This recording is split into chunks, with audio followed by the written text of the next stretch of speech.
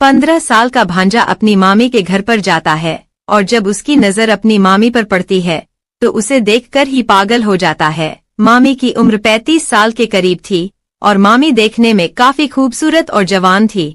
मामी का नाम सीमा है और भांजे का नाम राहुल होता है। एक दिन राहुल कहता है कि मामी आप मुझे बहुत अच्छी लगती हो, मुझे आप बहुत ही सुंदर लगती हो। लेकिन मामी उस भांजे को बच्चा समझ रही थी और उसकी हर बात को मजाक में ले रही थी। लेकिन उसका भांजा तो सीरियसली बोल रहा था, लेकिन उसकी इन बातों पर मामी को यकीन नहीं हो रहा था।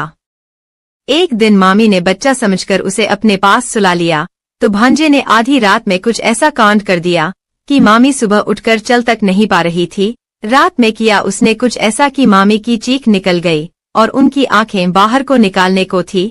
तब तक वह कुछ समझ पाती। राहुल की रेलगाड़ी फुल स्पीड में छूट चुकी थी। पूरी कहानी अभी आपको विस्तार से सुनाने वाली हूँ। इस कहानी में आपको बहुत मजा आने वाला है। और यदि कोई आपका इस प्रकार का गलत रिश्तेदार है जो आपके घर आकर ऐसी हरकत कर सकता है तो आप उसके बारे में कैसे पहचान सकते हैं, वह भी जानकारी आपको इस वीडियो से मिलने वाली है। इसलिए वीडियो में अंत तक बने रहना। यदि चैनल को अभी तक सब्सक्राइब नहीं किया तो सब्सक्राइब कर लीजिए। वीडियो को एक लाइक करके कमेंट में भी अपना नाम लिख दीजिए। यह सच्ची घटना झारखंड के ऊंचा गांव की है। वहां पर एक छोटा सा कुशल परिवार रहता था। इस परिवार में माता पिता और एक छोटा सा बच्चा रहता था। इस बच्चे का नाम राहुल था। राहुल अभी 15 वर्ष का था और वह अपने घर पर ही रहता था और अपनी पढ़ाई किया करता था।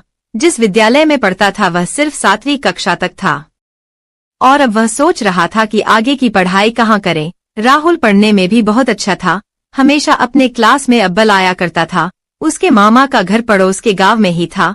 तभी उसकी माँ कहती है कि राहुल अपने मामा के घर चला जा और वहाँ के स्कूल में एडमिशन करवा ले और वहाँ रहकर वहीं पर ही अपनी पढ़ाई पूरी कर ले। वहाँ से स्कूल नजदीक ही है और पैदल भी तू जा सकता है। उसके बाद राहुल की माँ उसे उसके मामा के घर छोड़ आती है और अपनी भाभी से कहती है कि भाभी मेरे बेटे राहुल का अच्छे से ख्याल रखना और इसकी देखभाल अच्छे से करना और खाना पीना आदि भी टाइम से देती रहना।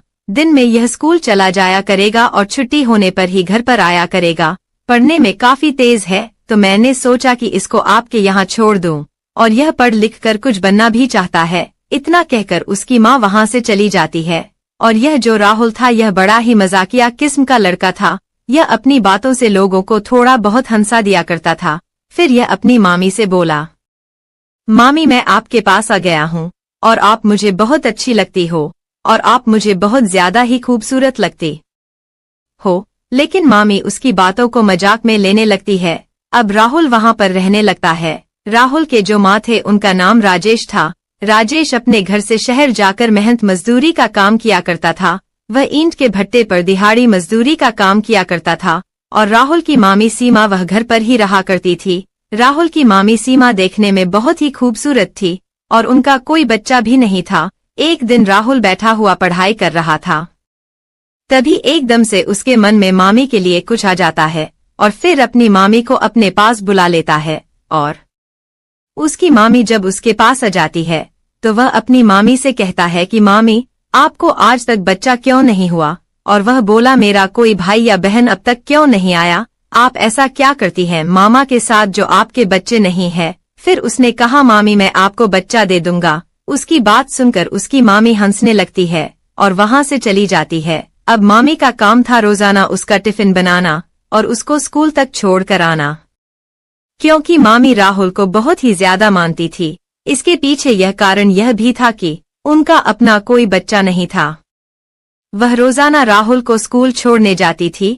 स्कूल लगभग 1 किलोमीटर दूर था, फिर भी वह पैदल उसे छोड़कर आती थी और फिर छुट्टी के टाइम उसे लेने भी जाती थी। उनका जो पति था वह सुबह काम पर निकल जाता था और शाम को ही घर पर आता था। एक दिन की बात है, उसका पति राजेश दोस्त के यहाँ शादी में जाता है। उसका पति कहता है कि सीमा आज मैं घर पर नहीं आऊंगा, मैं अपने दोस्त के यहाँ शादी में जा रहा हूँ। तुम और राहुल अच्छे से घर पर रहना और खाना खाकर सो जाना। हो सकता है मुझे टाइम लगे, मैं शायद 2 दिन के बाद आऊं क्योंकि मेरे दोस्त के यहाँ आज हल्दी है और कल शादी है। बारात आने पर ही मुझे घर वापस आने को मिलेगा। तुम लोग घर पर अच्छे से रहना और खाना पीना समय से खाते रहना। इतना कहकर राजेश घर से निकल गया। जब उसका पति घर पर नहीं होता है तो सीमा अपने भांजे राहुल से कहती है कि राहुल, आज तुम अकेले मत सोना, आज तुम मेरे पास सो जाना, नहीं तो तुम डर जाओगे। तुम्हारे मामा आज घर पर नहीं आएंगे, वह एक शादी में गए हुए हैं। यह सुनकर राहुल कहता है कि ठीक है मामी, मैं अभी पढ़ाई कर रहा हूँ और जब पढ़ाई खत्म हो जाएगी तो आपके पास आकर सो जाऊंगा। उसके कुछ देर बाद तक राहुल पढ़ाई लिखाई करता है। उसके बाद मामी के पास सोने के लिए पहुंच जाता है और अंदर से दरवाजा लगा देता है, क्योंकि मामी पहले से ही उस कमरे में सो रही थी और मामी का जो आंचल था वह उनके ऊपर से हटा हुआ था और थोड़ा थोड़ा मामी का बदन दिख रहा था। जब राहुल मामी को इस स्थिति में सोते हुए देखता है तो उसके मन में कुछ गलत विचार आ जाते हैं। उसके बाद वह अपनी मामी के पास लेट जाता है और फिर वह अपनी मामी के शरीर पर हाथ फेरने लगता है। जब वह ऐसी हरकत करता है तो उसकी मामी की आंख खुल जाती है। तभी उसकी मामी कहने लगती है कि राहुल, यह क्या कर रहे हो? तभी राहुल कहता है कि मामी, आपके नजदीक आकर मुझे काफी अच्छा लग रहा है। तभी उसकी मामी कहती है कि नहीं राहुल, यह सब गलत है, हम ऐसा नहीं कर सकते। तभी वह राहुल से बोली कि आप तो अच्छे बच्चे हो ना, यह सब गलत हरकत क्यों कर रहे हो? लेकिन राहुल नहीं मानता है और वह लगातार अपनी मामी के साथ फिजिकल होने की कोशिश करता रहता है। उसकी मामी लगातार मना करती रहती है लेकिन वह नहीं मानता है। कुछ देर तक यही सब चलता है। तभी उसकी मामी को भी अच्छा लगने लगता है और फिर वह उसे कहने लगती है कि राहुल, यह सब कहाँ से सीखे हो? तभी राहुल कहता है कि मामी, कहीं से नहीं, मैं तो बस आपसे ही सीख रहा हूँ। उसके बाद दोनों की इच्छाएं बढ़ने लगती है। फिर राहुल कहता है कि मामी, अब सब्र नहीं हो रहा है और वह मामी को निर्वस्त्र कर देता है और फिर उनके साथ फिजिकल रिलेशन बनाने लगता है। मामी भी इसका भरपूर सहयोग करने लगती है और फिर इन दोनों लोगों के बीच पूरी रात फिजिकल रिलेशन बनते हैं। पूरी रात में लगभग 5 बार यह लोग फिजिकल होते हैं और सुबह तक राहुल अपनी मामी की हालत खराब कर देता है। मात्र 15 साल का यह लड़का मामी को चीखने पर मजबूर कर देता है। अब मामी की हालत खराब हो चुकी थी। फिर वह कहती है कि अब बस करो।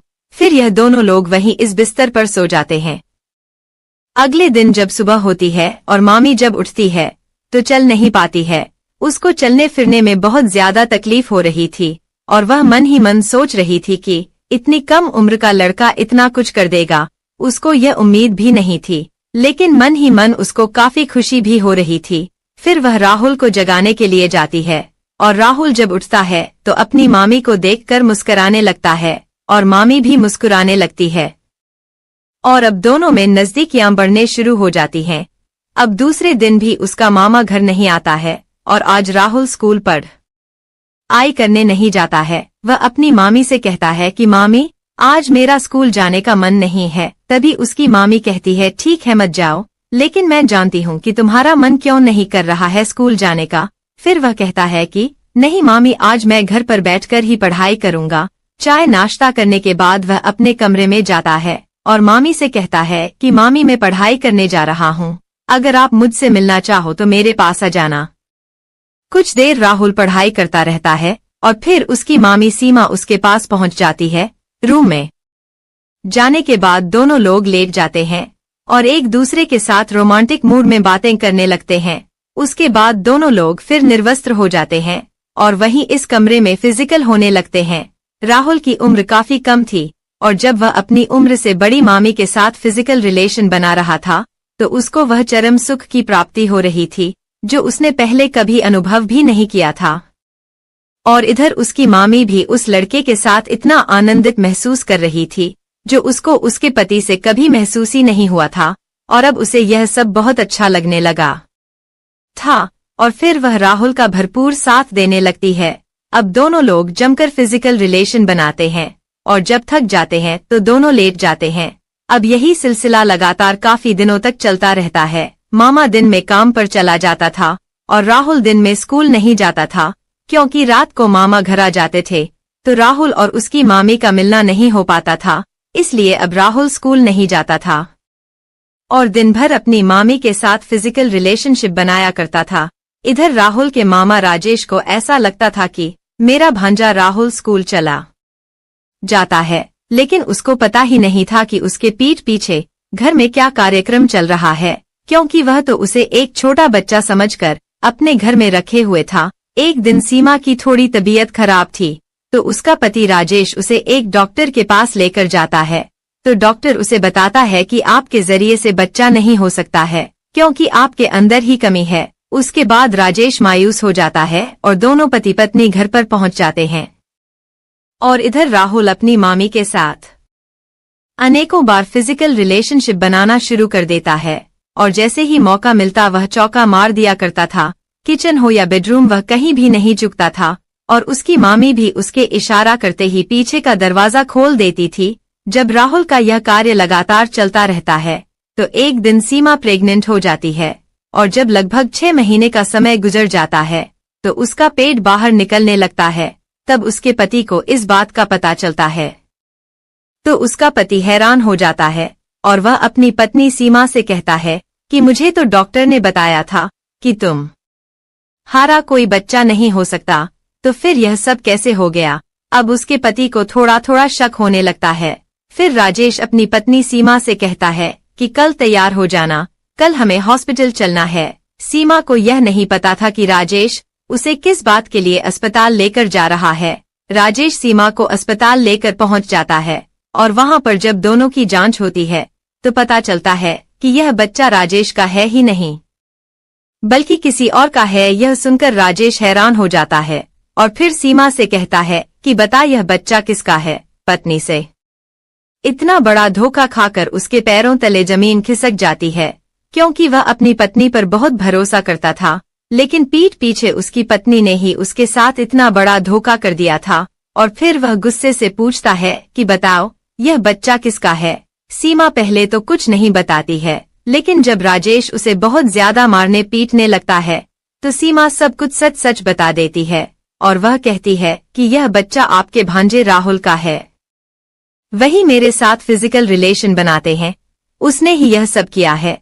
इतना सुनकर उसे यह समझ में नहीं आ रहा था कि जो काम मैं नहीं कर सका वह इतना छोटा बच्चा कैसे कर सकता है। फिर राजेश अपनी बहन को फोन करके बुलाता है और सारी बातें उसको बता देता है। अब राहुल की माँ वह कहती है कि जो हो गया उसको बदल नहीं सकते, गलती हो गई है, इसमें कोई अनजान तो है नहीं, दोनों ही अपनी मर्जी से इस गलती को अंजाम दे चुके हैं। लेकिन उसका भाई राजेश कहता है कि अब मैं इसे नहीं अपना सकता, तुम ही इसे अपने घर ले जाओ। उसके बाद राहुल कहता है कि मैं मामी को नहीं छोड़ सकता, और अब मैं ही इन्हें अपने साथ रख लूंगा, मैं उनके बगैर नहीं रह सकता। और सीमा भी यही कहती है कि मैं राहुल के बगैर नहीं रह सकती। फिर राहुल की माँ इन दोनों की जिद के आगे हार जाती है और उन्हें अपने घर लेकर आ जाती है।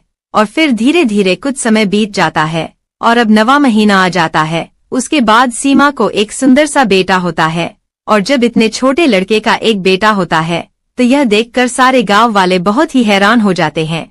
और इधर उसका पति राजेश अपने घर में अकेला पड़ जाता है।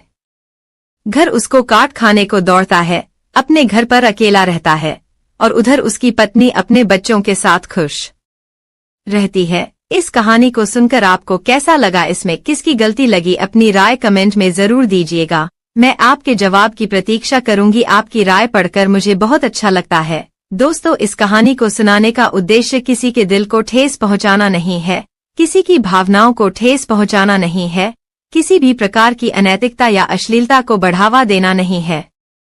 यह कहानी एक शैक्षिक संदेश देकर समाज में हो रहे इस प्रकार के मुद्दों के प्रति जागरूकता लाने के उद्देश्य से प्रस्तुत की गई है। इस कहानी के माध्यम से हम एक शैक्षिक संदेश देकर इस प्रकार की घटनाओं के बारे में जागरूकता फैलाना चाहते हैं, और आशा करते हैं कि सभी लोग अपने अपने घरों में सावधान रहें, सतर्क रहें और सुरक्षित रहें। मिलते हैं किसी और इसी प्रकार की कहानी में। कहानी अगर आपको पसंद आई तो अपने दोस्तों और रिश्तेदारों को ही भेज दीजिएगा। जय हिंद, जय भारत। नमस्ते दोस्तों, आज की इस कहानी में आपका स्वागत है। मैंने कभी सोचा भी नहीं था कि स्कूल से घर लौटने पर मुझे ऐसा नजारा देखने को मिलेगा। मुझे लगा था कि घर पर सिर्फ मैं अकेला ही रहूंगा, लेकिन जो मैंने अपनी सौतेली माँ के कमरे के थोड़े खुले दरवाजे के पीछे जो देखा, उसने मुझे हैरान कर दिया। वो पल इतना अंतरंग और नियंत्रण से बाहर था कि मेरी पूरी दुनिया एक पल में बदल गई। इसके बाद जो हुआ उसने हमारे बीच सब कुछ बदल दिया, कुछ ऐसा जो हम दोनों कभी नहीं भुला सकते। तो दोस्तों, साथ बने रहिएगा, क्योंकि मैं आपको बताऊंगा कि यह सब कैसे एक ऐसी रात में तब्दील हो गया जिसे मैं कभी नहीं भूलूंगा। मैं अभी अभी स्कूल से घर आया था। दिन भर की थकान मुझे ऐसे महसूस हो रही थी जैसे मेरा भारी बैग मेरे कंधों पर लदा हो। घर में अजीब सी खामोशी थी, बस फ्रिज की हल्की सी आवाज गूंज रही थी। देर दोपहर की सुनहरी धूप फर्श पर लंबी किरणें बिखेर रही थी और सब कुछ शांत सुकून भरा लग रहा था। ऐसा लग रहा था कि जैसे मैं बिल्कुल अकेला हूं।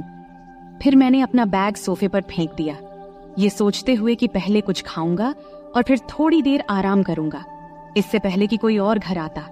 जैसे ही मैं रसोई की ओर बढ़ा, एक आवाज ने मेरा ध्यान खींच लिया। एक धीमी आवाज, लेकिन साफ सुनाई दे रही थी। फिर मैं एक पल के लिए रुक गया, समझ नहीं पा रहा था कि मैं क्या सुन रहा हूँ। वो आवाज धीमी थी, जैसे कोई हल्की सी गुनगुनाहट या फुसफुसाहट, लेकिन उसमें कुछ अलग था, कुछ अंतरंग, प्रभावित करने वाला। फिर मैंने और ध्यान से सुना, यह जानने की कोशिश करते हुए कि यह आवाज कहाँ से आ रही थी। वो आवाज बहुत तेज नहीं थी, लेकिन उसमें कुछ ऐसा था जिसने मुझे बेचैन कर दिया। धीरे धीरे संभलते हुए मैंने हॉल में कदम रखा। मेरे पैर फर्श पर कोई आवाज नहीं कर रहे थे। जैसे मैं आवाज की दिशा के पास पहुंचा, तब मेरी सौतेली माँ के कमरे का दरवाजा थोड़ा खुला हुआ था। बस इतना खुला था कि मुझे बिस्तर का किनारा और उससे आगे का एक हिस्सा दिखाई दे रहा था। मुझे नहीं देखना चाहिए था, ये मुझे पता था कि नहीं देखना चाहिए था, लेकिन कुछ मुझे उस दरवाजे की ओर खींचे जा रहा था। मेरी जानने की इच्छा मुझे मजबूर कर रही थी। फिर मैं थोड़ा और झुककर दरवाजे के उस छोटे से दरार से झांका। तभी मैंने देखा कि मेरी सौतेली माँ बिस्तर पर लेटी हुई थी। उसकी पीठ थोड़ी मुड़ी हुई थी, उसकी आंखें बंद थीं और वो पूरी तरह से आनंद में डूबी हुई थी। एक पल के लिए मैं हिल भी नहीं पाया। मैं वहीं खड़ा रहा, मेरी सांसें रुक सी गईं, जैसे मैं जो देख रहा था उसे समझने की कोशिश कर रहा था। वो खुद को छू रही थी, उसकी उंगलियां धीरे धीरे और बिना रुके एक लय से हिल रही थीं और उसकी धीमी धीमी कराहें उसके होंठों से निकल रही थीं। यह दृश्य मेरे भीतर के गहराई तक उतर गया, कुछ ऐसा जो मैंने पहले कभी महसूस नहीं किया था। अब अचानक से देख मेरी धड़कन तेज हो गई। मेरा दिल जोर जोर से धड़कने लगा और मेरे शरीर में गर्मी की एक लहर दौड़ गई। मुझे वहां से चले जाना चाहिए था, चुपचाप पीछे हट जाना चाहिए था और ऐसा दिखावा करना चाहिए था कि मैंने कुछ नहीं देखा। लेकिन मैं हिल भी नहीं पा रहा था। मैं वहीं खड़ा रहा, मेरी आंखें उस पर जमी हुई थी। उसकी हर छोटी सी हरकत मेरे भीतर हलचल मचा रही थी। वो बेहद खूबसूरत लग रही थी। उस पल में उसकी हरकतें इतनी सहज, प्राकृतिक और खूबसूरत लग रही थीं।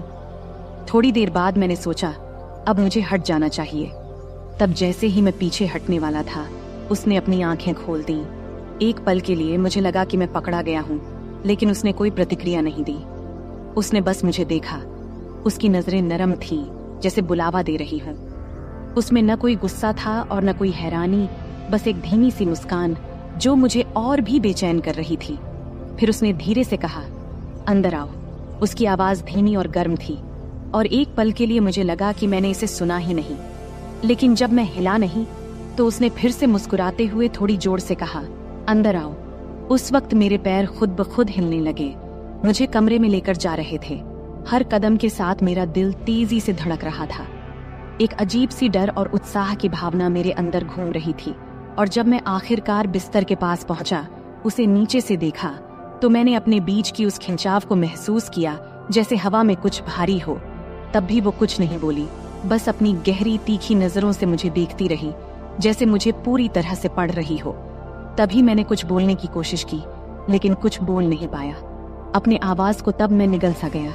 मेरा मुंह सूख रहा था और मेरे विचार बेकाबू होने लगे थे, लेकिन उसे कोई फर्क नहीं पड़ा। उसने बस धीरे से मेरा हाथ पकड़ा। उसकी छुअन एकदम नरम और कोमल थी, पर उसमें एक दृढ़ता थी। फिर जैसे ही उसने मुझे और करीब खींचा, अब मेरा दिल तेजी से धड़कने लगा था और मेरे पेट में एक अजीब सा तनाव महसूस हो रहा था, जैसे कोई गांठ बंध रही हो। लेकिन इसके साथ ही कुछ और भी था, कुछ ऐसा जो उत्तेजना जैसा लग रहा था, उम्मीद भरा। जब मैं उसके बिस्तर के किनारे बैठा तो उसने मेरा हाथ नहीं छोड़ा, बल्कि उसने धीरे धीरे उसे अपने शरीर पर नीचे की ओर खींचा, अपने नाजुक कूल्हे के घुमाव पर। तब उसकी त्वचा की गर्मी मेरी उंगलियों के जरिए महसूस हो रही थी। जैसे ही मैंने उसके हाथ को अपने हाथ पर महसूस किया, जो मुझे धीरे धीरे और जानबूझकर निर्देशित लग रहा था, उस वक्त मेरी सांसें थम गई थीं। उसकी त्वचा के नीचे उसकी धड़कन, उसकी संतरे का धीरे धीरे उठना और गिरना, सब मैं महसूस कर रहा था। तब उसने धीरे से कहा, डर मत। उसकी आवाज इतनी धीमी थी कि सुनाई नहीं दे रही थी, लेकिन उसमें एक तरह की कोमलता थी जो मेरे दिल को चुभ गई। बस आराम से रहो। फिर मैंने सिर हिलाया। हालांकि मुझे यकीन नहीं था कि मैं अधिक घबराया हुआ था या उत्साहित था। उसकी उंगलियां मेरी उंगलियों में लिपटी हुई थी, मुझे निर्देशित कर रही थी, जैसे हम दोनों एक साथ तालमेल में थे।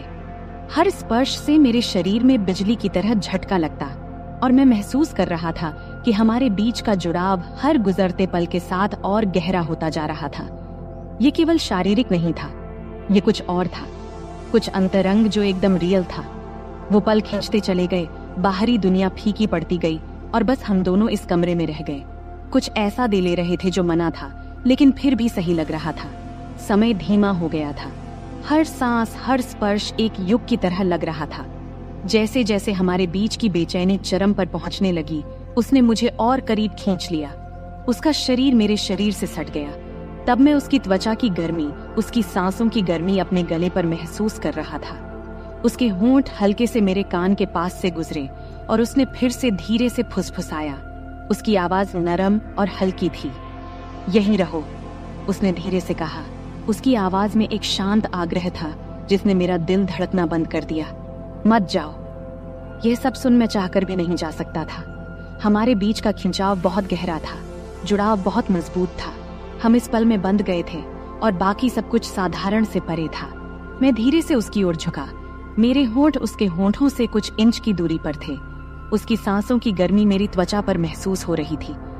समय जैसे रुक सा गया था, दुनिया ने जैसे अपनी सांस रोक रखी हो, क्योंकि हम दोनों एक ऐसी चीज के किनारे पर थे जिसे हम दोनों नकार नहीं सकते थे। हमारे बीच की हवा उम्मीद से भारी थी और उस खिंचाव ने मेरी पूरे शरीर में सिहरन पैदा कर दी थी। फिर जब मुझे लगा कि अब यह पल टूट जाएगा, तभी उसने मेरी ओर झुककर अपने होंठ मेरे होंठों से हल्के से छुआ दिया। उस हल्के से स्पर्श ने मेरे अंदर फिर से गर्मी की लहर दौड़ा दी। शुरुआत में यह हल्का था, जैसे हम दोनों इसे महसूस कर रहे हों, लेकिन फिर यह गहरा हो गया। उसके होंठ मेरे होंठों पर और मजबूती से दबे। उसका हाथ अभी भी मेरा मार्गदर्शन कर रहा था, मुझे दिखा रहा था कि वह क्या चाहती थी और हम दोनों क्या चाहते थे। वह चुंबन धीमा, कोमल था। उसमें एक ऐसी चाहत थी जो केवल हम ही समझ सकते थे। ऐसा लग रहा था जैसे हम दोनों ने जो कुछ भी दबा रखा था, वह उसी पल में बह रहा हो। हर स्पर्श, हर सांस, हर धड़कन एक साथ टूटते जा रहे थे, जैसे हम आखिरकार उस बेचैनी के सामने झुक गए थे जो हम दोनों के बीच बन रही थी। हम यूं ही एक दूसरे में लिपटे हुए बहुत देर तक रहे। बाहर की दुनिया भूल ही गए थे। मैं महसूस कर सकता था कि उसका शरीर हल्का सा कांप भी रहा था और उसकी धीमी सांसों की आवाज हमारे बीच की हवा में गूंज रही थी। आखिरकार वह थोड़ा पीछे हटी। तब उसका माथा मेरे माथे से टकरा रहा था। उसकी आंखें आधे बंद थीं, आधे खुली थीं, जैसे वह अपनी सांसें संभाल रही हो। तब मैंने उसके होंठों पर एक हल्की सी मुस्कान देखा, जिसमें एक तरह की संतुष्टि थी जिसने मेरे दिल को खुशी से भर दिया था। तुम ठीक हो? उसने धीरे से पूछा। उसकी आवाज मुश्किल से सुनाई दे रही थी, लेकिन उसमें एक ऐसी कोमलता थी जिसने मुझे सुरक्षित और अपनापन महसूस कराया। मैंने हाँ सिर हिलाया, क्योंकि शब्द मेरे मुंह से नहीं निकल रहे थे। वह फिर से मुस्कुराई। उसकी उंगलियां मेरे बालों के बीच हल्के से गुजरते हुए उसने एक बार फिर मेरी ओर झुककर मेरे गाल पर हल्के से अपने होंठ छुआ दिए और फिर पूरी तरह से पीछे हट गई। कमरे में अब एक गर्म, शांत माहौल था। जो तनाव पहले था, वह अब एक कोमल, चमकदार संतुष्टि में बदल गया था। हम दोनों ने काफी देर तक कुछ नहीं कहा, बस यूं ही बैठे रहे। हमारी सांसें धीरे धीरे सामान्य हो रही थीं। हमारे बीच की गर्मी अब कुछ और नरम, अधिक अंतरंग हो गई थी। फिर उसने अपना सिर मेरे कंधे पर रख दिया और मैंने अपना हाथ उसके चारों ओर लपेट लिया और उसे करीब खींच लिया, जैसे हम इस धीमी ढलती रोशनी में बैठे थे। घर की हल्की फुल्की आवाजें हमें घेर रही थीं। जो कुछ भी हमारे बीच था, वह नया, नाजुक और पूरी तरह से अचानक ही हुआ था। लेकिन उस पल में इन सब का कोई मतलब नहीं था। बस इतना ही मायने रखता था कि हम यहाँ थे, कुछ ऐसा लेन देन कर रहे थे जो बेहद खास लग रहा था, कुछ ऐसा जो किसी भी कल्पना से परे था। और फिलहाल इतना ही काफी था। इस सब से हम दोनों के बीच की खामोशी धीरे धीरे कम हो रही थी। उधर खिड़की से छनछनाती आ रही धूप अब हल्की होने लगी थी। कमरे में एक नरम सुनहरी चमक बिखर रही थी, लेकिन अंदर हर चीज में एक अदृश्य ऊर्जा भरी हुई थी। जो कुछ भी अभी हुआ था उसकी गहराई वातावरण में बनी हुई थी, और भले ही हम दोनों में से कोई कुछ बोल नहीं रहा था, लेकिन ऐसा लग रहा था मानो हम दोनों किसी ऐसे पल का इंतजार कर रहे थे जो अभी तक पूरी तरह से वह हुआ ही नहीं हो। मैं महसूस कर सकता था कि उसका शरीर मेरे मुकाबले थोड़ा आराम करने लगा था, लेकिन जिस तरह से वह मुझसे और करीब आ रही थी, उसका हाथ धीरे धीरे मेरे सीने पर टिका हुआ था। ये साफ था कि हमारे बीच जो भी शुरू हुआ था वह अभी खत्म नहीं हुआ था। मेरा दिल अभी भी तेजी से धड़क रहा था। एक अजीब सी उत्तेजना और घबराहट मेरे भीतर दौड़ रही थी। उसकी उपस्थिति का हर हिस्सा मेरी चेतना पर हावी था। उसकी धीमी सांसें, उसकी त्वचा की गर्मी जो मेरी त्वचा के संपर्क में थी, और उसके परफ्यूम की हल्की खुशबू जो अभी भी हवा में बसी हुई थी। तभी उसने हल्के से अपना सिर घुमाया, तब उसके होंठ मेरे गले के पास हल्के से छू गए, जिससे मेरे शरीर में सनसनी दौड़ गई। वह स्पर्श हल्का था, मानो मैं वहां था ही नहीं, लेकिन उसने मेरे भीतर कुछ जगह सा दिया, एक धीमी जलती हुई चाहत। मैंने कुछ पल के लिए अपनी आंखें बंद कियां, फिर उस एहसास को अपने भीतर समाने दिया। फिर मैंने उसकी ओर देखा, तब उसकी आंखें मेरी आंखों से मिलीं, और इस बार उसकी निगाह में कुछ अलग था, कुछ गहरा, अधिक तीव्र। पहले की नरमी अभी भी वहां थी, लेकिन उसके नीचे एक भूख छिपी हुई थी जो मेरी ही तरह महसूस हो रही थी। उसने एक शब्द भी नहीं कहा, लेकिन जिस तरह से उसकी उंगलियां मेरी शरीर पर हल्के हल्के घेरे बना रही थीं, उसने मुझे सब कुछ बता दिया। फिर मैंने आगे बढ़कर उसके होंठों को फिर से छुआ, लेकिन इस बार कोई हिचकिचाहट नहीं थी, कोई सीमाओं को परखने की कोशिश नहीं थी। यह चुंबन गहरा था, अधिक तीव्र, मानो वह चाहत जो हम दोनों ने अब तक रोकी हुई थी आखिरकार बाहर निकल आई थी। उसकी उंगलियां भी मेरे सीने पर सरकने लगीं। फिर उसकी उंगलियां मेरी शर्ट के कपड़े में कस गईं, जैसे वह मुझे और करीब खींच रही हो, और मैं महसूस कर सकता था कि उसका शरीर मेरे खिलाफ प्रतिक्रिया दे रहा था। उसकी हल्की सी मोहकता मेरे होश उड़ा रही थी। ये पल जितना रोक रहा था, उतना ही अधिक नशा भी चढ़ा रहा था। यह बात अलग थी कि वह मेरी सौतेली माँ थी, लेकिन जो हमेशा मेरी पहुंच से बाहर थी, अब वही हमारे बीच के संबंध को और भी खतरनाक बना रही थी, और मैं भी खुद को उसको चाहने से रोक नहीं पा रहा था। जब उसके हाथ मेरे गले के पीछे सरक गए, तब वह मुझे और नीचे खींचते हुए, जब वह बिस्तर पर अपनी स्थिति बदल रही थी, तब उसका शरीर तकियों पर आराम से लेट गया और वह मुझे अपनी ओर खींच रही थी। मैं उस खिंचाव का पीछा करता रहा, जो अब बहुत मजबूत हो चुका था, और जल्द ही मैं उसके ऊपर खुद को झुका हुआ पाया। अपने हाथों से खुद को संभालते हुए उसे देखता रहा। मेरी सांसें हल्की और तेज हो रही थीं। उसकी ऑरेंज भी तेजी से ऊपर नीचे हो रही थीं, लेकिन उसकी आंखें मेरी आंखों में ही टिकी हुई थीं, और उस पल में हमारे बीच की गर्माहट को महसूस किया जा सकता था। फिर उसने अपना हाथ ऊपर उठाया, हल्के से मेरे बॉडी की रेखा को छुआ, फिर उसने मुझे नीचे खींचा। तब हमारे होंठ एक और गर्मजोशी भरे चुंबन से मिल गए। इस बार उसके हाथ आजाद घूम रहे थे, मेरी पीठ, मेरे कंधे, हर जगह का पता लगाते हुए मुझे और करीब खींच रहे थे, जब तक कि हमारे बीच अब कोई दूरी नहीं बची थी। उसके शरीर की गर्मी मुझे जला रही थी, और मैं उसके दिल की धड़कन महसूस कर सकता था, जो मेरी ही तरह तेजी से धड़क रही थी, जो मेरे लिए धड़क रही थी। तब मैंने अपना हाथ उसकी कमर पर नीचे की ओर सरकाया, उसकी त्वचा की नरमाहट को अपनी उंगलियों के नीचे महसूस किया, और जब मैंने उसकी शर्ट के किनारे पर पहुंचकर थोड़ी देर के लिए रुका, यह सोचकर कि कहीं मैं कोई सीमा पार तो नहीं कर रहा हूं, लेकिन उसने खुद को तब भी नहीं रोका, बल्कि उसने हल्का सा अपनी पीठ को मोड़ा, स्पर्श को और उत्साहित करते हुए। उसका शरीर मेरे शरीर की ओर प्रतिक्रिया दे रहा था, जिससे उसका कोई संदेह नहीं रहा था कि वह क्या चाहती थी। जब मेरी उंगलियां कपड़े के नीचे सरक गईं, और जब मैंने उसकी त्वचा की गर्माहट पर हाथ रखा, तो मैंने उसकी हल्की सी आहट सुनी, एक आवाज जिसने मेरे भीतर एक नई गर्माहट भर दी। तब उसके हाथ मेरे बालों में उलझ गए, मुझे और करीब खींचते हुए उसने चुंबन को और गहरा किया। उसके होंठ थोड़े खुले थे, मुझे अंदर बुलाने के लिए। उसकी स्वाद मादक थी, और मैं उसके शरीर में बसी हुई तानव को देख सकता था। जिस तरह से वह मेरे नीचे हिल रही थी, उसके हर स्पर्श में एक ऐसी तीव्रता थी कि अब और कुछ सोचना असंभव हो गया था। हम अब एक दूसरे में पूरी तरह खो चुके थे। हमारे बीच की हर दीवार गिर रही थी, जैसे हम उस चाहत को पूरा कर रहे थे जो आग इतने समय से सतह के नीचे सुलग रही थी। अब वापसी का कोई रास्ता नहीं था। इस एहसास का भार वातावरण में था, लेकिन हम में से किसी ने इसकी परवाह नहीं किया। केवल यह पल, ये जुड़ाव और ये अटूट खिंचाव जो हमें एक दूसरे की ओर खींच रहा था, यही अब मायने रखता था। उसके हाथ हर जगह थे, मेरे कंधों, बाजुओं और सीने की रेखाओं को महसूस कर रहे थे, मानो वह मुझसे भर नहीं पा रही थी। और मैं भी वैसा ही महसूस कर रहा था। जितना मैं उसे छूता, उतना ही मैं उसे और चाहता, और इस सब की तीव्रता लगभग असहनीय हो रही थी। ऐसा लग रहा था जैसे हम बहुत समय से खुद को रोक रहे थे, और अब जब दरवाजे खुल गए थे तो हमें बहा ले जाने वाली इस बाढ़ को रोकने का कोई तरीका नहीं था। उसने मेरे होंठों पर हल्की सी आह भरी, उसकी उंगलियां मेरे बालों में कस गईं और उसने अपना शरीर मेरे खिलाफ दबाया। और फिर उसकी उस आहट से मेरे भीतर एक नई चाहत की लहर दौड़ गई। मैं भी उससे भर नहीं पा रहा था। उसकी महक, उसका स्वाद और उसके शरीर का एहसास मेरे नीचे था।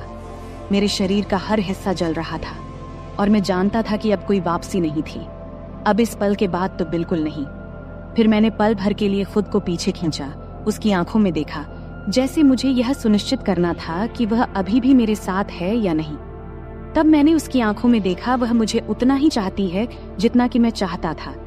लेकिन उसकी आंखों में जो दिखा, उसने मुझे सब कुछ बता दिया। वहां कोई झिझक नहीं थी, कोई दूसरा विचार नहीं था।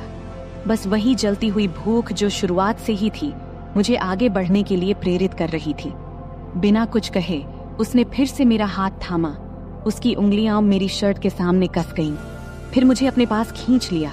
उसकी हल्की सी जल्दबाजी, और जब हमारे होंठ फिर से मिले तो मैंने खुद को पूरी तरह से इस पल में खो दिया। हर संदेह, हर डर को छोड़ते हुए और उस चाहत को पूरा करते हुए जो हमारे बीच तब से बन रही थी जब से मैं उस कमरे में आया था। हमारे बीच की तनातनी बिजली की तरह थी। हर स्पर्श, हर चुंबन हमें उस सीमा के और करीब धकेल रहे थे। उसका शरीर मेरे नीचे हिल रहा था, उसके हाथ मेरी त्वचा पर घूम रहे थे जैसे वह मुझसे भर नहीं पा रही थी, और उसकी सांसों की आवाज कमरे में गूंज रही थी, मुझे और भी ज्यादा पागल कर रही थी। अब हम पूरी तरह से एक दूसरे में खो गए थे, उस जुनून में उलझे हुए थे जिसने हमें पूरी तरह से अपने कब्जे में ले लिया था, और अब कोई वापसी नहीं थी। तब मैंने उसकी उंगलियों को अपने सीने पर महसूस किया। उसका स्पर्श मेरे शरीर में सनसनी पैदा कर रहा था, जैसे वह मुझे और करीब खींच रही हो। फिर भी उसका शरीर मेरे नीचे तनाव से भरा हुआ था, जैसे और चाहने की गुहार कर रहा हो, और मैंने उसे वह सब दिया। हर स्पर्श, हर चुंबन, हर फुसफुसाए हुए शब्द ने हमें इस पल में और गहरा उतारा। यह पल लगभग असहनीय था। हमारे बीच की तनातनी एक चरम पर पहुंच गई थी, मानो हम किसी गहरे और अधिक तीव्रता की ओर बढ़ रहे हों। लेकिन हम अभी जाने के लिए तैयार नहीं थे। हम वहीं रुके रहे, उस किनारे पर, हर स्पर्श, हर चुंबन का आनंद लेते हुए, जबकि हमारे बीच की गर्मी बढ़ती जा रही थी। यहाँ तक कि ऐसा महसूस हो रहा था कि हम दोनों इस तीव्रता से फट जाएंगे। अब मैं उसे अपने नीचे कांपते हुए महसूस कर सकता था। उसकी सांसें छोटी और टूटी फूटी हो रही थीं, जैसे वह मुझसे चिपकी हुई थी। उसका शरीर मेरे खिलाफ इस तरह दबा हुआ था जिससे मेरा सिर चकरा रहा था, और मैं जानता था कि वह भी वही महसूस कर रही थी, वही असहनीय तनातनी, वही राहत की बेताबी। लेकिन हम अभी वहां नहीं थे जहां होना चाहिए था, बल्कि हम अभी भी उस किनारे पर रुके थे, उस पल को खींचते हुए, उम्मीद को थोड़ा और बढ़ने देते हुए, जब तक कि वह सहन करने के काबिल न रहे। कमरा हमारी सांसों की आवाजों, हमारे नामों की फुसफुसाहटों और हमारे जज्बातों की खामोश से आहिस्ता आहिस्ता से भर गया था, जैसे हम उस जुनून के आगे झुक रहे थे जो इतने समय से हमारे बीच सुलग रहा था। यह पल परफेक्ट था, हमारे बीच का यह जुड़ाव, और जब मैंने उसे अपने करीब खींचा, हमारे शरीर एक साथ एक तालमेल में चल रहे थे, तब मुझे पता था कि इसके बाद कुछ भी वैसा नहीं रहेगा। फिर हमने एक सीमा पार कर ली। अब हम साधारण से बढ़कर कुछ खतरनाक में कदम रखा था, लेकिन मुझे अब किसी चीज की परवाह नहीं थी, क्योंकि उस पल में जब हम कुछ गहरे पल में कदम रख रहे थे, केवल वही मायने रखती थी। उसका स्पर्श, उसका चुंबन, उसके शरीर का एहसास, जैसे हम पूरी तरह से एक दूसरे में खो गए हों। और जब हम आखिरकार खुद को एक दूसरे में जाने देने लगे, चूंकि मुझे पता था कि यह तो बस अभी शुरुआत थी। तो दोस्तों, यह थी हमारी आज की छोटी सी कहानी। आपको यह कहानी कैसी लगी, कमेंट करके जरूर बताएं। अगर आपको यह कहानी पसंद आई हो तो इसे लाइक करें और अपने दोस्तों के साथ शेयर करें। आगे भी ऐसी ही रोमांचक कहानियों के लिए हमारे चैनल को सब्सक्राइब करें और बेल आइकन दबाना न भूलें, ताकि आप हमारी कोई भी कहानी मिस न करें। धन्यवाद। यह कहानी केवल काल्पनिक है। इसका उद्देश्य किसी भी प्रकार की गलतफहमी पैदा करना नहीं है। नमस्ते दोस्तों, आपका स्वागत है हमारी आज की कहानी में। मैं रोहन हूँ और मेरी उम्र 26 साल है। अभी मेरी शादी तो नहीं हुई है, लेकिन मेरी भाभी मुझ पर ही रहती है। मैंने कभी सोचा नहीं था कि मेरी भी कहानी होगी, लेकिन किस्मत को कुछ और ही मंजूर था। उसने ऐसी कहानी गढ़ दी कि जिसे सुनकर आपके रोंगटे खड़े हो जाएंगे। चलिए दोस्तों, कहानी में आगे बढ़ते हैं। मैं एक मेडिकल की दुकान में काम करता हूँ। घर पर मैं और मेरी भाभी ही रहते हैं। मेरे माता पिता और बड़े भाई कोरोना में गुजर गए। तब से मैं और मेरी भाभी साथ ही रहते हैं। वैसे मेरी एक बहन भी है जो मुंबई में रहती है। उसकी अभी शादी नहीं हुई है। वह छुट्टी में घर आती है। तब खिचड़ी के पर्व का समय था। खिचड़ी का पर्व मतलब घर की लोग गंगा नदी में स्नान करते हैं, सूर्य भगवान की पूजा करते हैं और तिल, गुड़, चूड़ा, दही और खिचड़ी का प्रसाद बांटते हैं। और इन दिनों में खूब मस्ती भी होती थी। तब मेरी भाभी अकेले यह सब नहीं कर पाती, इसीलिए मेरी बहन छुट्टी लेकर घर आ गई थी। मेरी कहानी शुरू होने के 4 दिन पहले मेरे जिगरी दोस्त समीर ने फोन किया। फिर समीर बोला, हेलो रोहन, सुन यार, आज मटन खाने का मन कर रहा है और साथ में थोड़ा दारू भी, बोल चलेगा ना? तब मैंने कहा, हाँ ठीक है। तब शाम को जब काम से छुट्टी मिलने के बाद मैं बार में गया तो समीर पहले ही वहां पहुंच चुका था। फिर हमने दारू की ऑर्डर दिया और बातें करते हुए मैंने ज्यादा दारू पी लिया। समीर ने कहा, यार बस हो गया, अब चल घर चलें। तब मैं थोड़ी ज्यादा पी चुका था, इसलिए उठते समय थोड़ा डगमगा रहा था। तब घर पहुंचकर गाड़ी खड़ी करते समय मुझे स्टैंड नहीं मिल रहा था। जैसे तैसे करके मैं अंदर आया और देखा कि हॉल में नाइट रेड बल्ब जल रहा था, जिससे मुझे सब धुंधला दिख रहा था। तब जैसे ही मैं कमरे की ओर बढ़ा, मैंने देखा कि सोफे के नीचे चटाई पर कोई सो रहा है। फिर पास जाकर मैंने देखा, वह तो मेरी बहन रिया काले गाउन पहने सो रही थी। तब मुझे लगा कि वह मेरी भाभी है। शायद वह मेरी इंतजार करते करते वहीं सो गई थी। तब दारू के नशे में मैंने बहन को सीधा किया। तब भी वह सो रही थी। फिर मैंने सोचा कि अगर वह उठेगी तो चिल्लाएगी, इसलिए मैंने पहले ही तैयारी कर लिया। तब उसने थोड़ा हिलकर उठने की कोशिश किया, लेकिन मैं उसे नीचे धकेलता रहा। तब भी मेरी बहन उठने की कोशिश करती रही, लेकिन मेरे जोश के कारण वह उठ नहीं पाई। दोस्तों, तब वह कुछ मिनटों तक वह चुपचाप लेटी रही। जब उसने कोई हरकत नहीं की तो मैं भी शांत हो गया। हमेशा की तरह ज्यादा देर तक नहीं रुका, जल्दी ही उठकर एक तरफ लेट गया और सो गया। फिर सुबह के 4 बजे के करीब जब मुझे पेशाब के लिए उठना पड़ा तो मैं खुद को अस्वस्थ महसूस कर रहा था। तब नशा कुछ कम हो गया था। फिर जल्दी से कपड़े पहना, पेशाब किया और वापस जाके सो गया। फिर सुबह को मेरी भाभी ने मुझे उठाया। तब देर हो चुकी थी, इसलिए मैंने जल्दी जल्दी तैयार होना शुरू किया। तैयार होते समय मेरी बहन रिया मुझे कुछ अजीब नजरों से देख रही थी। फिर मैंने नाश्ता किया और काम पर निकलने लगा। तभी मेरी भाभी ने टिफिन देते हुए पूछा, रात को बेडरूम में क्यों नहीं आई? यह सुनकर मैं हैरान रह गया। तब मैंने कुछ नहीं कहा और काम पर चला गया। रास्ते में जाते समय सोचने लगा कि रात को मैंने कुछ किया था क्या। उस दिन पूरे दिन भर यही ख्याल मेरे दिमाग में चलता रहा। फिर दोपहर को लगभग 2:30 बजे मेरी बहन रिया का फोन आया। रिया बोली, हेलो भैया, कहाँ हो? मैंने जवाब दिया, काम पर हूँ। क्यों? रिया ने कहा, मुझे आपसे मिलना है, मैं वहीं आ रही हूँ। तब आई ने कहा, ठीक है, आ जाओ। फिर थोड़ी देर बाद रिया आई। फिर मैं दुकान के बाहर उससे मिलने गया। तब वह एक कोने में खड़ी थी। फिर मैंने उससे पूछा, क्यों, क्या काम है? रिया ने जवाब दिया, आपको सच में नहीं पता मैं क्यों आई हूँ? तब मैंने कहा, पहले ही मेरा सिर दर्द कर रहा है। तब रिया बोली, भैया किस बात से आपका दर्द हो रहा है? ज्यादा सोने से या कुछ और? तब मैंने जवाब दिया, रात को ज्यादा सोने से। तभी रिया बोली, या फिर कुछ और करने से भैया? तब उसके सवालों से मुझे समझ में आया कि रात को कुछ जरूर हुआ था। उसने आगे कहा, तुम्हें सच में नहीं पता कि रात को क्या हुआ? तब उसकी बातों में गुस्सा नहीं था, लेकिन एक अजीब सा एहसास था। फिर मैंने माफी मांगते हुए कहा, मुझे माफ कर दो, नशे में ऐसा हो गया। फिर मैं उसके पैरों में गिरने लगा, लेकिन उसने मुझे रोक दिया। रिया बोली, अरे क्या कर रहे हो भैया, लोग क्या कहेंगे? मैंने कहा, क्या करूं, मुझसे गलती हो गई। इस पर रिया बोली, रात को जो हुआ वह अब हो चुका है। पहले तो मुझे बहुत बुरा लगा, लेकिन फिर मैंने सोचा मैं भी एक औरत हूँ, मुझे भी वो सब चाहिए। इस पर तुरंत ही मैंने कहा, तुम्हारा क्या मतलब? रिया बोली, देखो भैया, मैं साफ साफ कह रही हूँ, रात को तुम मुझसे नजदीक आए, अब तुम्हें ही मुझे पूरा करना होगा। अब मैंने तुम्हारी भलाई के लिए दवाई भी ली है। मैंने कहा, लेकिन तुम मेरी बहन हो, ऐसा कैसे हो सकता है? रिया बोली, मैंने कई कहानियां पढ़ी हैं जिसमें भाई बहन का ऐसा रिश्ता होता है। मैं तुम्हें रोक नहीं रही हूँ, लेकिन अगर तुम मना करोगे तो मैं बाहर ही चली जाऊंगी। ये सुनकर मैंने कहा, ठीक है, लेकिन घर पर भाभी के रहते ये सब कैसे होगा? रिया बोली, मैंने उसे मायके जाने के लिए तैयार कर लिया है। रात को वह तुमसे पूछेगी तो तुम उसे जाने देना, फिर हम बात करेंगे। इस तरह मेरी भाभी अपने मायके चली गई और मैं सोचता रहा कि अब क्या करूं हमारे रिश्ते में। तब मैंने मोबाइल में बहन के कुछ फोटो देखने लगा। उसमें मुझे सब कुछ दिखा, लेकिन एक दिक्कत थी कि खिचड़ी के 14 दिनों में कैसे और क्या करेंगे। फिर मैंने गूगल पर सर्च किया। वहां मुझे पता चला कि अगर आपने उपवास रखा है तो कुछ नहीं करना चाहिए, लेकिन तब मेरे और बहन के उपवास नहीं थे। इससे हमारा रास्ता साफ हो गया। फिर जब रात को काम से लौटकर घर आया, फिर खाना खाते वक्त बहन ने बात छेड़ दी। वह बोली, सुनो भैया, भाभी कह रही है कि उसे मायके कितने दिन तक रहना है। मैंने पूछा, कितने दिनों के लिए बोली हो? रिया बोली, पूरे 14 दिनों के लिए। इस पर मैंने कहा, ठीक है, भाभी का थोड़ा आराम भी हो जाएगा, इससे भाभी भी खुश हो जाएगी और तुम भी।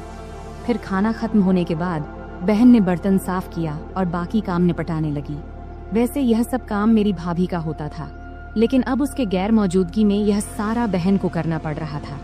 अब बर्तन धोने के बाद रिया मेरे पास आकर बैठ गई। फिर रिया बोली, नाराज तो नहीं हो ना भैया तुम?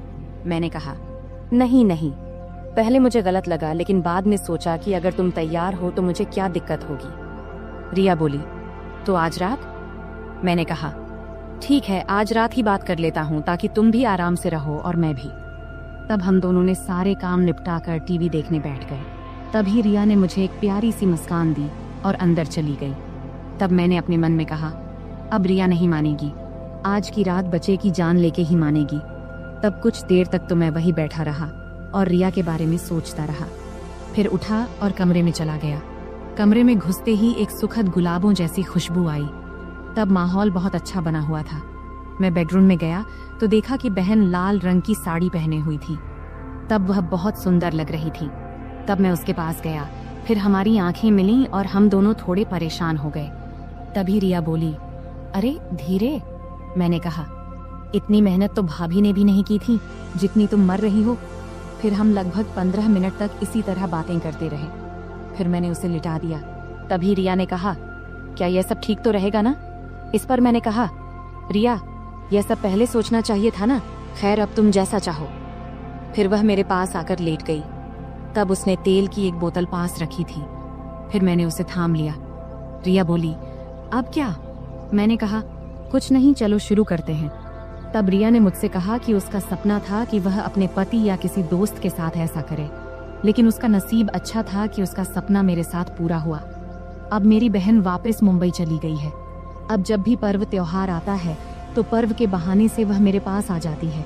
अब तो मेरी भाभी भी गर्भवती हो गई है और रिया ने इस समय उनकी बहुत मदद की है।